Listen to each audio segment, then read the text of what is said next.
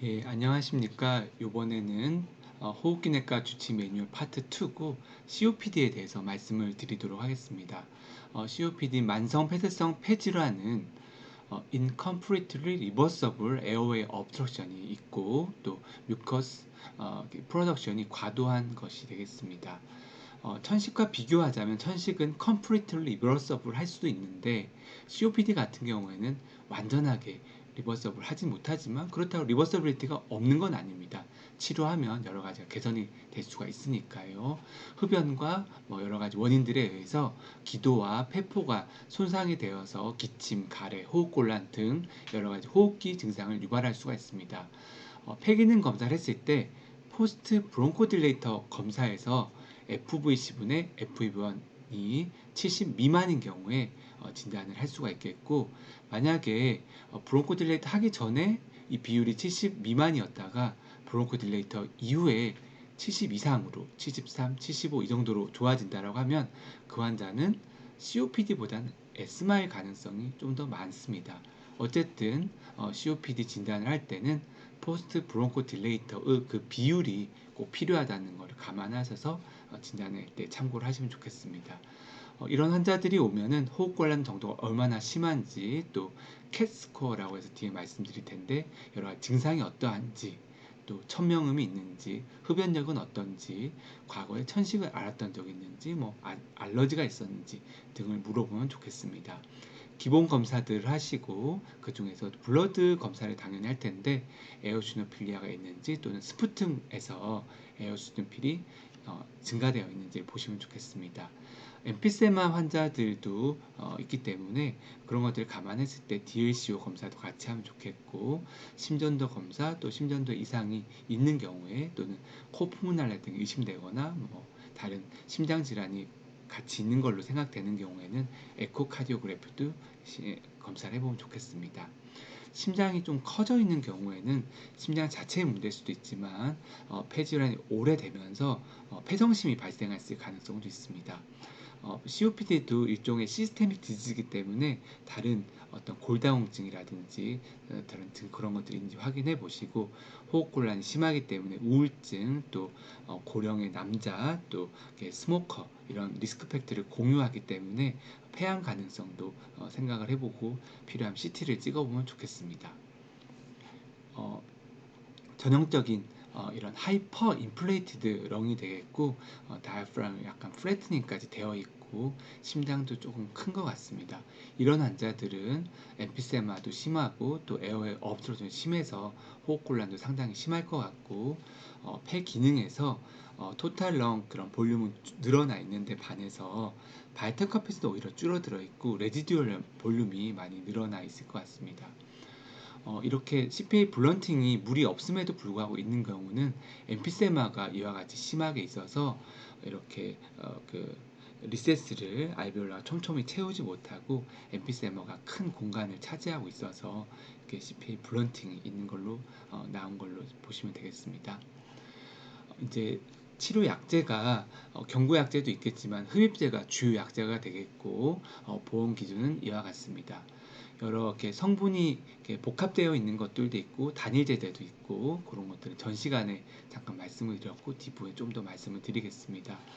스피리바 레스피맷이라고 하는 라바 그런 약제가 있는데 이런 경우는 투퍼프 하루 한 번이고 그 약효가 24시간 동안 지속이 됩니다.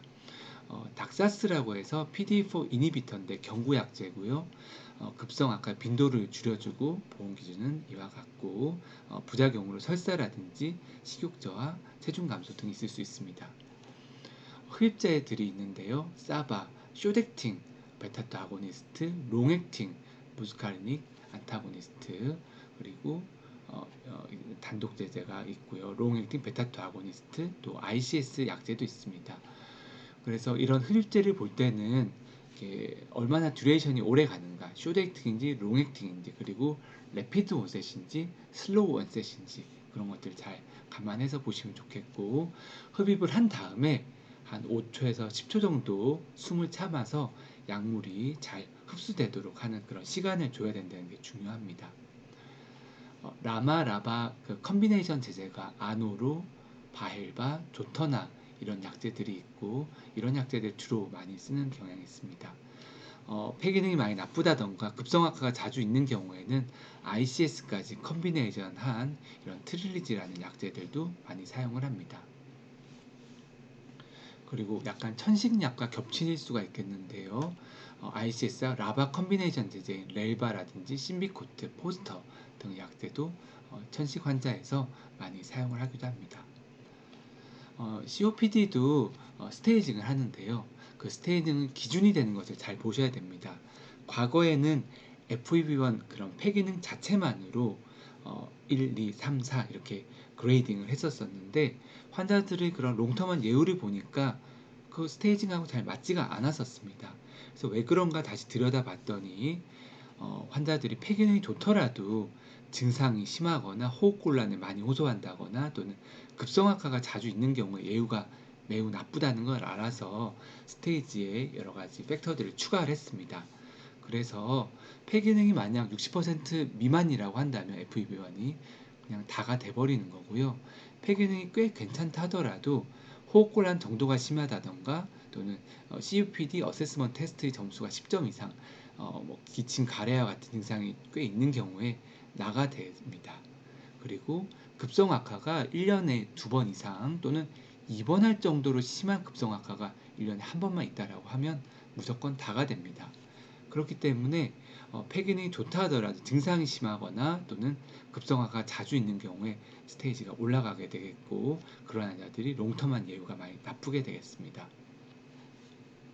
호흡곤란은 이런 것들이 있겠고 평지를 100m 정도만 걸어도 숨이 차고 몇 분만 걸어도 숨이 차서 멈추어야 한다라고 하면 3정 정도로 상당히 심한 호흡곤란이 되겠습니다. 캣스코어라고 하는 것은 이와 같이 여러 가지 기침, 가래, 답답함, 가슴이 답답한지, 활동에 제약이 있는지, 외출할 때 자신이 없는지 등등 이런 점수들이 있겠고 8가지 항목으로 되어 있기 때문에 점수가 2점짜리만 몇 개만 있어도 금세 10점이 되기 때문에 이와 같이 증상이 좀 있으면 이렇게 COPD 나가 되겠구나 적어도 그렇게 생각을 하시면 되겠습니다. 치료 같은 경우에는 호흡곤란도 심하지 않고 호흡기적 증상도 심하지 않은 경우에는 쇼덱틴 베타2 아고니스트로 PRN으로 처방을 해서 치료를 할 수가 있겠고 증상이 꽤 있고 호흡곤란도 꽤 호소한다고 한다면 이런 브론코딜레이터를 롱텀하게 이렇게 롱텀한 브론코딜레이터를 사용할 수가 있겠습니다.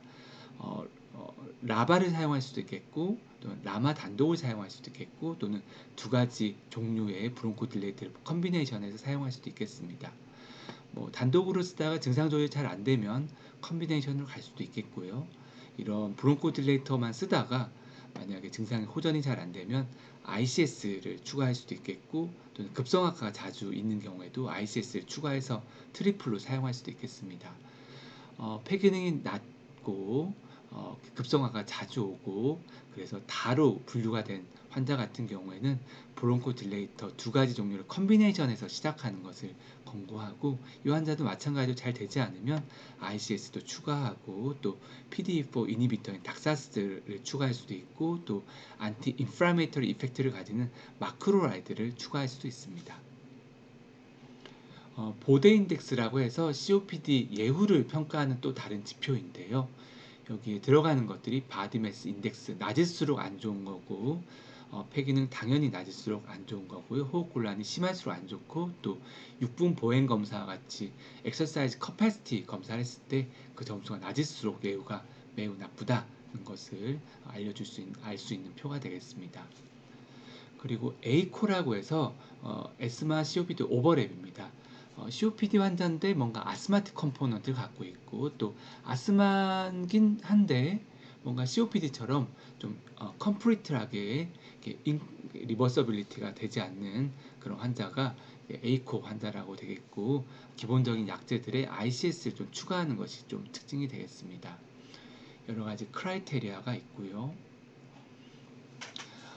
호흡곤란이 심한 사람들한테 이제 여러 가지 약제들을 쓰는 것도 중요하지만 여러 가지 이렇게 영양분을 잘 섭취하고 또 그런 것도 중요하고 또 가장 중요한 것 중에 하나가 호흡 재활 치료 운동입니다.